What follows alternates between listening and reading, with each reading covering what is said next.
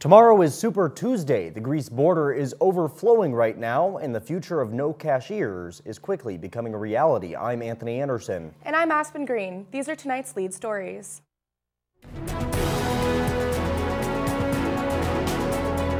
Live on Crete Channel 21, this is DCTV News.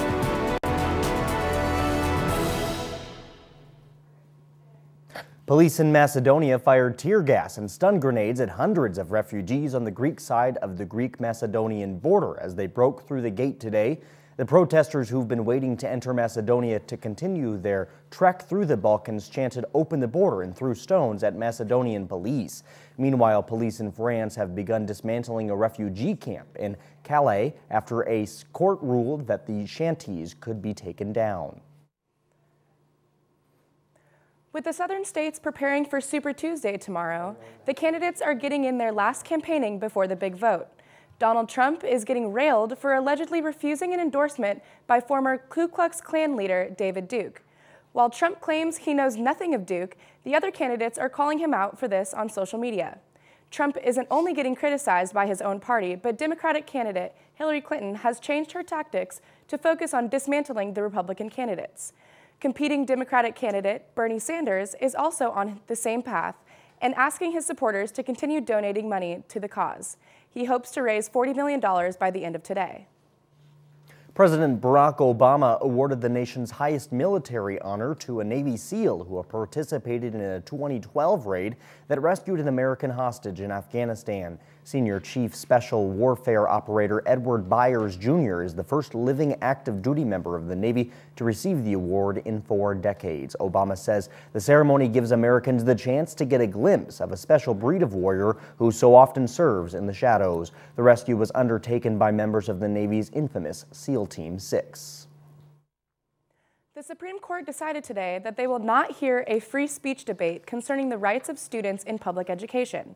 The debate is about the right of the power of school officials to discipline students for things they write or say away from school. The justices today left in place the suspension of Mississippi high school student who posted a rap song online that criticized 2 coaches over allegations they behaved inappropriately toward female students.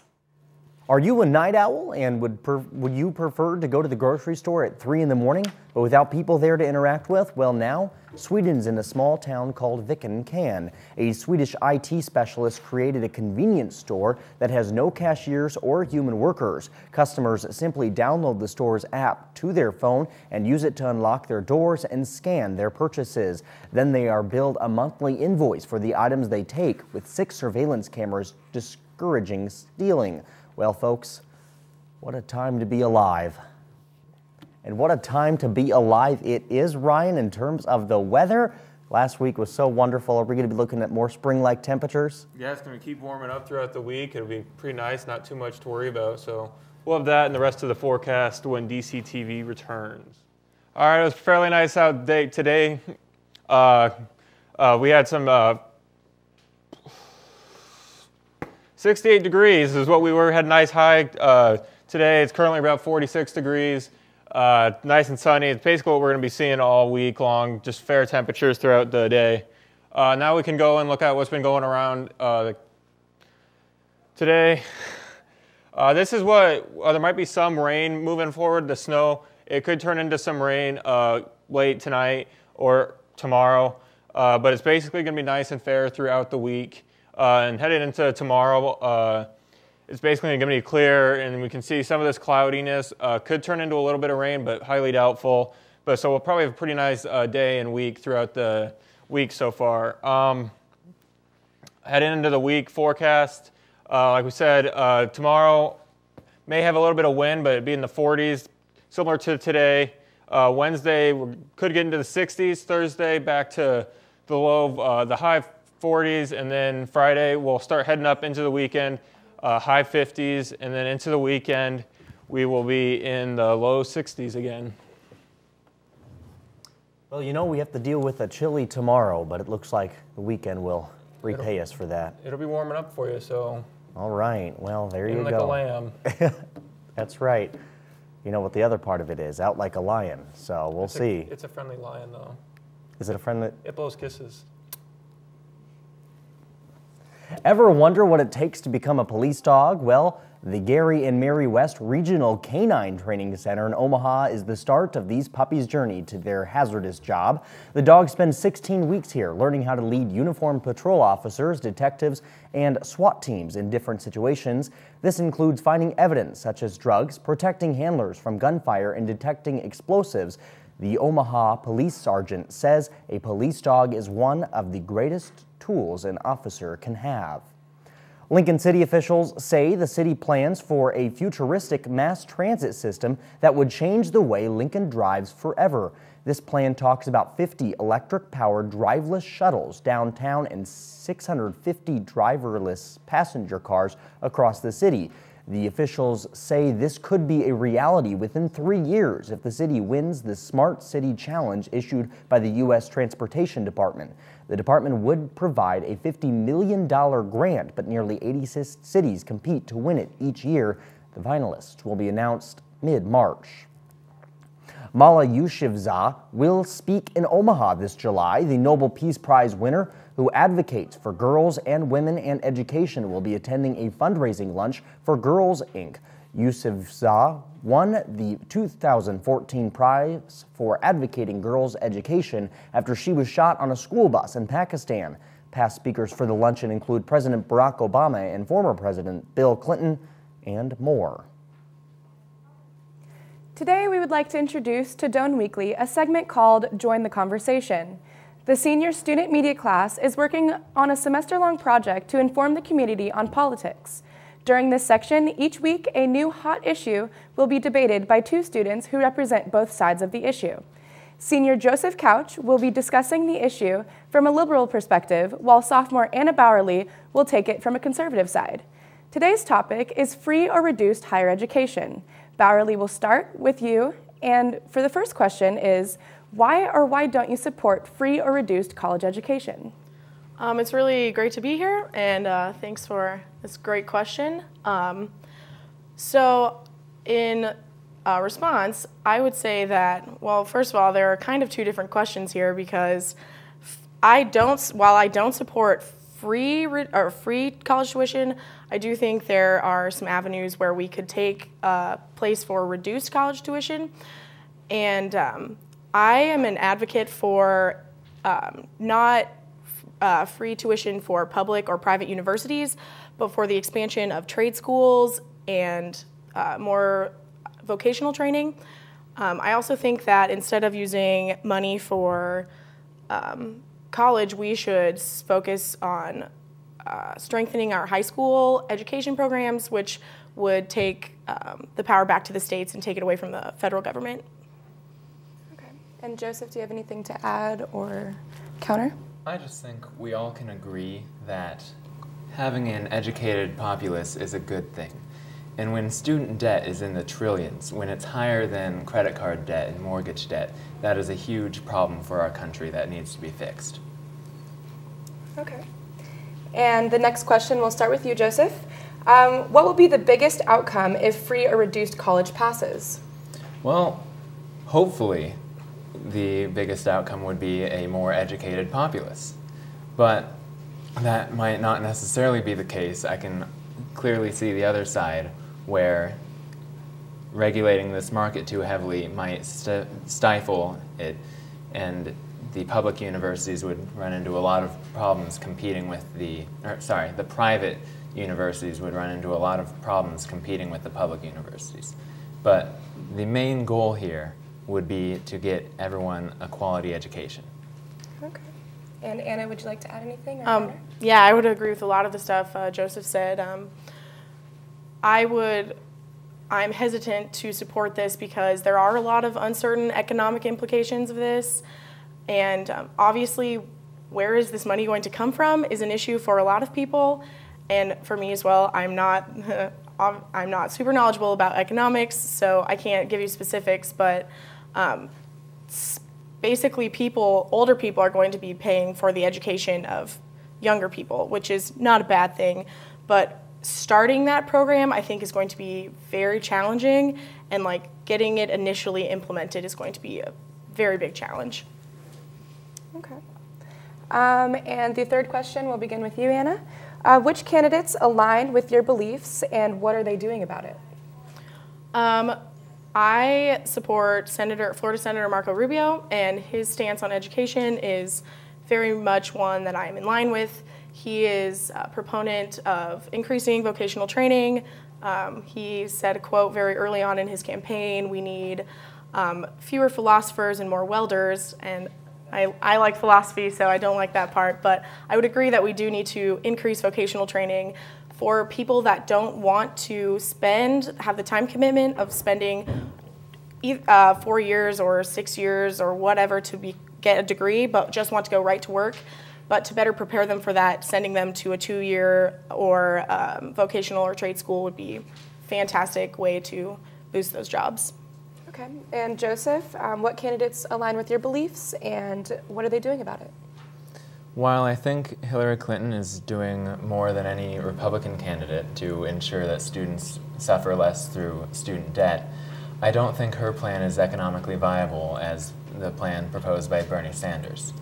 He has put forward, I believe, 4 different tax plans on Wall Street speculation, all of which are just very minimal and affect less than 99% of the population. These taxes basically they cost 5 cents on the $100, and they only affect the people doing the Wall Street trading with Wall Street speculation, which isn't actually doing anything for the economy. They're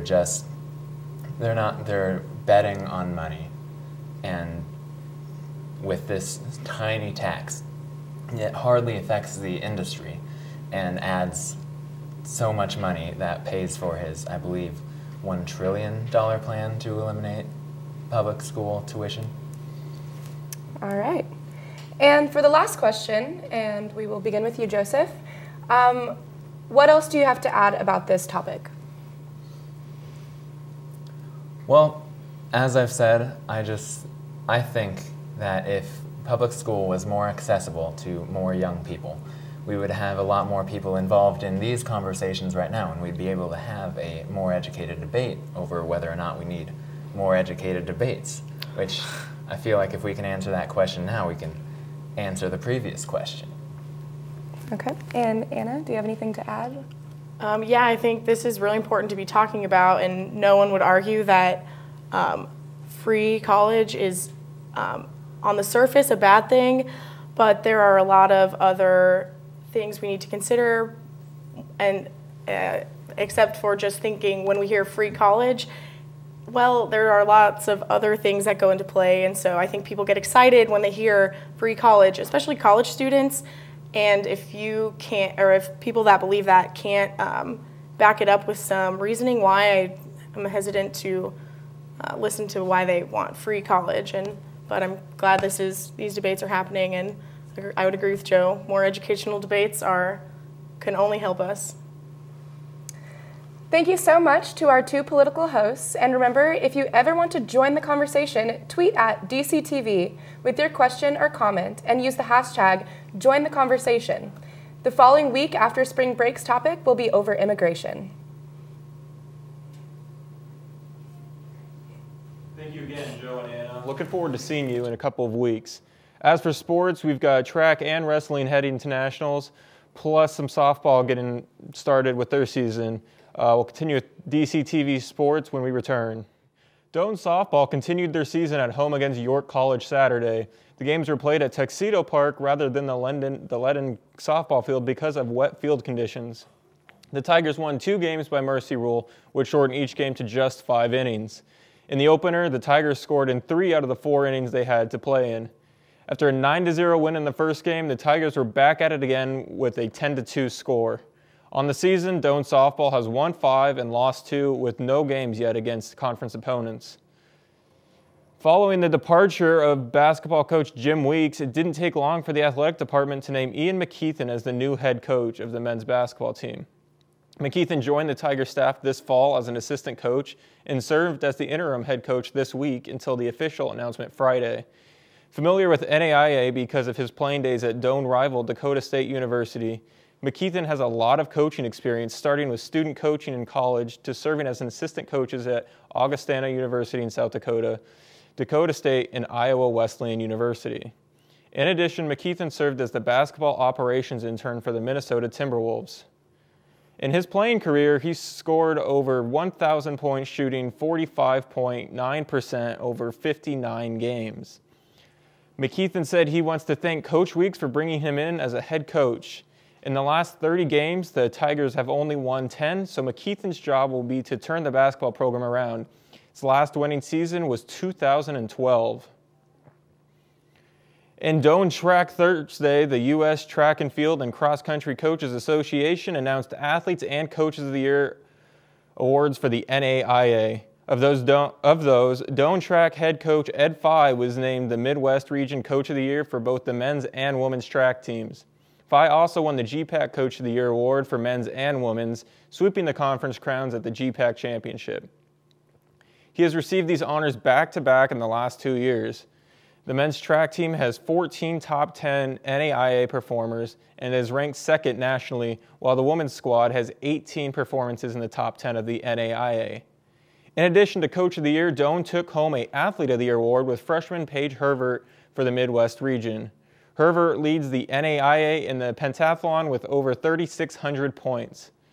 Herbert has had 8 first-place individual performances.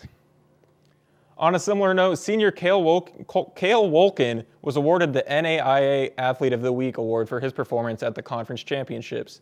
It is the 4th time Wolkin has received the honor during the indoor season. Having a strong showing of over 5,100 points, a leading mark in the 2-day 6-event meet, Wolkin now sets his sights towards another great performance at the NAIA Championship March 4th through 6th in Johnson City, Tennessee.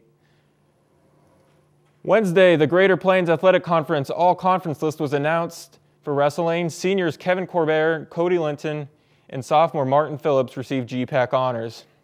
Corbett and Linton earned first-team honors. Phillips received second-team honors for the 2nd year in a row. He's currently ranked number 14 in the division. That does it here for sports. Anna, did the Academy Awards meet your expectations? Actually, Ryan, not so much. I'll have some news on the awards and more entertainment gossip when Doe Weekly returns. For a show that's supposed to be judged nothing on looks, it is a bit surprising that a female judge on The Voice has never had a winning team. However, this year may be the year of the women for the television show. Christina Aguilera has returned for this season's Voice, and all the other judges say her team is the one to beat this year. While it is still too soon to tell, Aguilera says she sure hopes she can beat the girl curse. Even the producer of the show is rooting for her, saying it would be great to have their first female win. To be honest, I didn't even know The Voice was still a thing, so go Christina, you got this, girl. Have you ever seen the movie Leap Year with Amy Adams? No? Well, basically it's a play off of the old Irish tradition that on leap year, the woman can propose to her boyfriend. Well, a Philadelphia Irish tavern is carrying out the tradition on the American turf, inviting women seeking to settle down to come propose to their significant others. McGillen's Old Ale House is offering $100 gift cards to the first 5 women who pop the question to their man today. This sounds pretty great, but I kind of have to find a guy to marry first. Maybe I can try again in another 4 years. Did you miss the Academy Awards last night, or should I say the political statement competition? Acceptance speech after acceptance speech was laced with calls towards Hollywood's lack of diversity, global warming, bank reform, and sexual abuse in church and on campuses. The best picture was even Spotlight, a film about the Boston Globe's reporting on a priest's sex abuse. When even the Vatican City newspaper praised the film, saying it wasn't anti-Catholic, but just bringing up a topic about something the church shouldn't ignore. And finally, the memes about Leonardo DiCaprio can end, because he officially won his first Oscar for Best Actor in The Revenant, which was one of a gazillion movies I didn't actually see that won the awards. Whoops. Speaking of the Oscars, LOL at the fact that Chris Rock had his daughter's sell Girl Scout cookies to the star-studded audience in between breaks and before the show. If there had been an award for Best Father, he definitely would have taken the cake. And the celebrities were totally down with it, handing out a total of $65,243 worth of cookie money. This takes having your parents bring your fundraising things to work to a whole new level. Well, that does it for entertainment, but do you want to know what grinds my gears? The weather grinds my gears. It was so hot when I got to my broadcast journalism class, and then by the time I left, it was freezing. So that's really annoying. Anthony, what grinds your gears? It's called a cold front, Anna. Cold fronts move through and it gets colder, changes the wind direction. So, no, you cannot say the weather grinds your gears. What grinds my gears today is when people insult the weather and say that it grinds their gears, because weather is great. Well, I guess I'll move on and tell you what grinds my gears. What grinds my gears is the fact that I was able to lock my keys in my house, and somehow I still was able to drive my push-to-start car to school. And now I don't know how I'm going to get home. I was not able to lock my car today, so please don't break into my car. And yeah, so I think that you shouldn't be able to drive your car away if you don't have your keys in your push-to-start car. That's what grinds my gears. Aspen, how are you feeling about that right now? I'm very stressed out if you can't really tell. How are you getting home? You know, that's a great question. Hopefully, I live off campus, so it'll be quite the walk. And it's cold outside now, so I don't have a jacket That cold either. front. Because of weather. Cold front. Yep. Well, that's it for DCTV tonight. I'm Aspen Green. And I'm Anthony Anderson. Have a great night.